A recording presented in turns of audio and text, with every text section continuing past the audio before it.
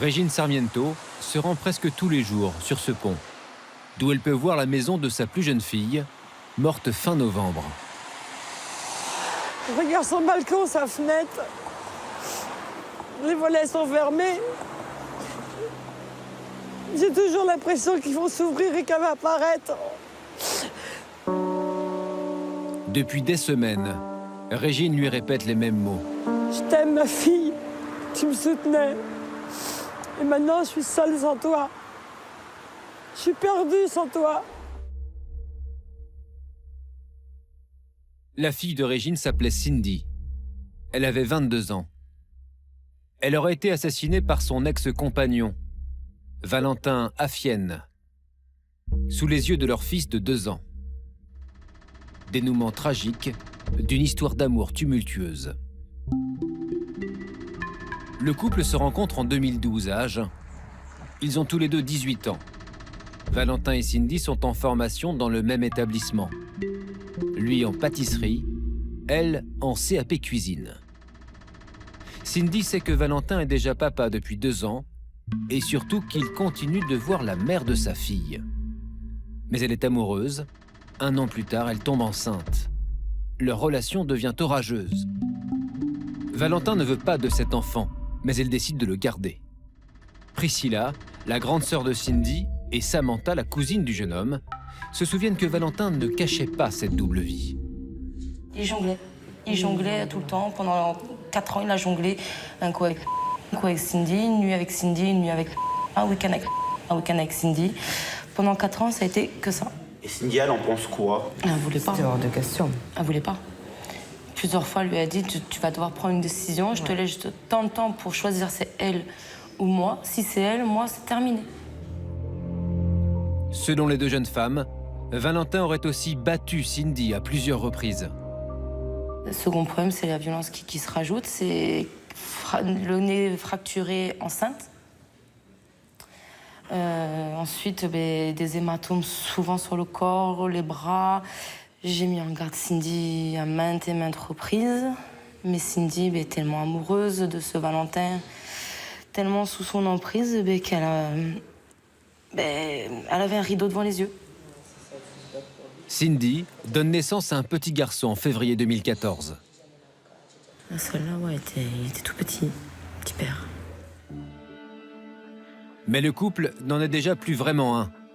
Valentin vit chez sa mère dans cette petite ville, près d'Agen.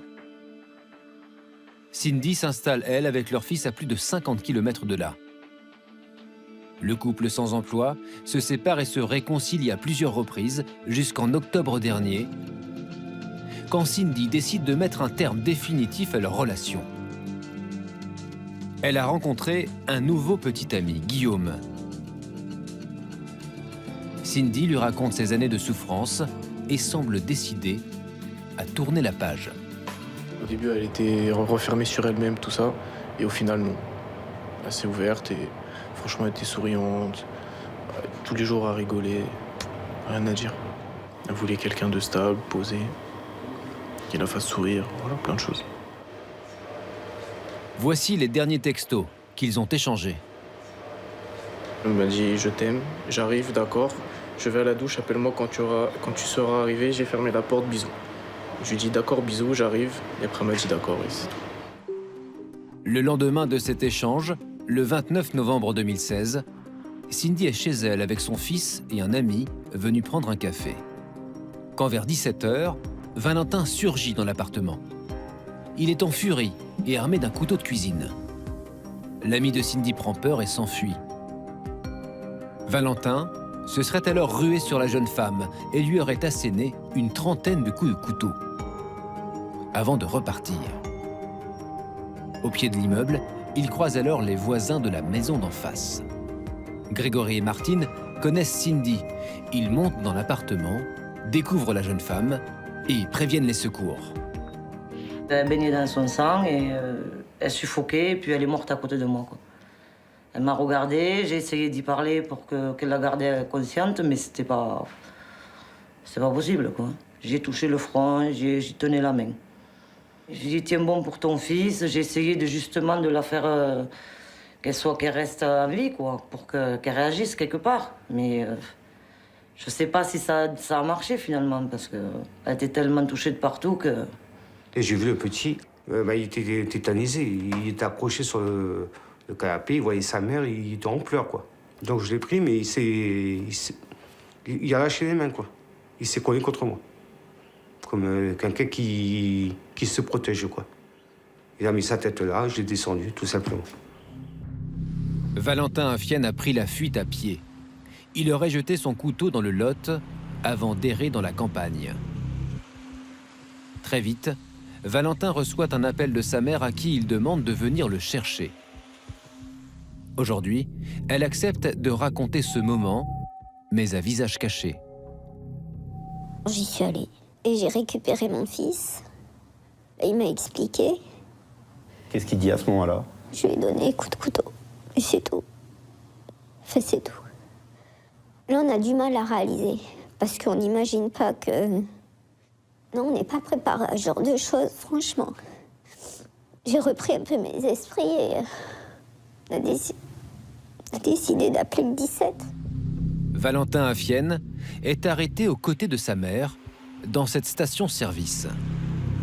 En garde à vue, il reconnaît tout de suite son geste, sans pouvoir l'expliquer. Il est mis en examen pour assassinat et incarcéré à Agen. Comment Valentin Affienne a-t-il pu en arriver à tuer Cindy sous les yeux de leur enfant? Valentin a grandi sans père. Il est décrit comme un adolescent discret qui aurait été harcelé au collège. Pour sa mère, il a toujours été mal dans sa peau et n'aurait pas supporté que Cindy le quitte. Il a été malheureux et quelque part, il demandait des conseils pour la récupérer, pour qu'ils se remettent ensemble. Et à cette période, comment était votre fils? Déjà, il n'était pas très bien depuis plusieurs années, donc ça a rajouté en fait à son mal-être. Valentin était inconnu des services de police. Et selon ses proches qui le soutiennent, son geste est incompréhensible. Cette jeune femme, que nous appellerons Clara, est l'autre compagne de Valentin et la mère de son premier enfant. Ils se sont rencontrés à 16 ans. Est-ce qu'avec vous, Valentin a déjà été agressif ou violent? Non, il n'a pas été agressif envers moi. À aucun moment.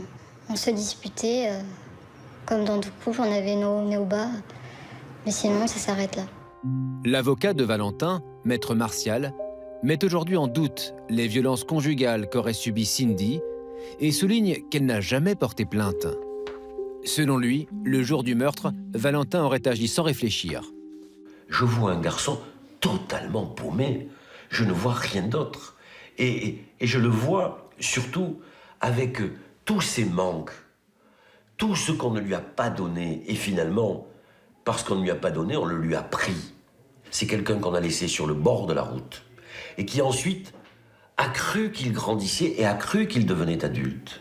Mais lui, il n'a aucune énergie de l'adulte, il n'a aucune force de l'adulte, il n'a rien de tout ça. Un coup de folie. Une version que rejette Maître Geoffroy, l'un des avocats de la famille de Cindy.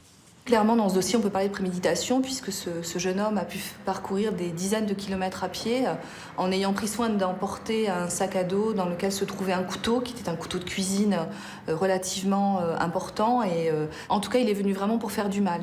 Après, ce sera à lui d'expliquer ce qu'il recherchait en agissant comme ça. Mais il voulait véritablement faire du mal. On ne se sert pas impunément d'un couteau, on n'assène pas de multiples coups de couteau sans avoir la volonté d'ôter la vie. Je crois que c'est plus un crime d'égoïste, un crime d'orgueil, qu'un crime effectivement d'amoureux et de sentiment. Valentin Affienne encourt la prison à perpétuité. Son état psychologique étant fragile, il a été transféré au centre pénitentiaire de Bordeaux-Gradignan, spécialisé dans les suivis psychiatriques. Un père emprisonné, une mère tuée, leur fils de 2 ans a été placé en famille d'accueil. Son grand-père, le père de Cindy, est le seul autorisé à lui rendre visite. Pour lui, le petit garçon commence à réaliser ce qu'il s'est passé. Le petit mal à l'église, il est resté avec moi. comme pendant toute la cérémonie. Et à un moment donné, on met des fleurs sur le cercueil et il y avait une photo dessus. Et cette photo-là, ben, il a été embrassé la photo, il a embrassé sa mère. Mais elle a dit, papy, maman, elle est tombée. Est-ce que papa va me faire du mal? Je dis non, papy est là, je te défends. Son petit-fils fait régulièrement des cauchemars et ne supporte plus la couleur rouge. Il est entouré d'une équipe de psychiatres.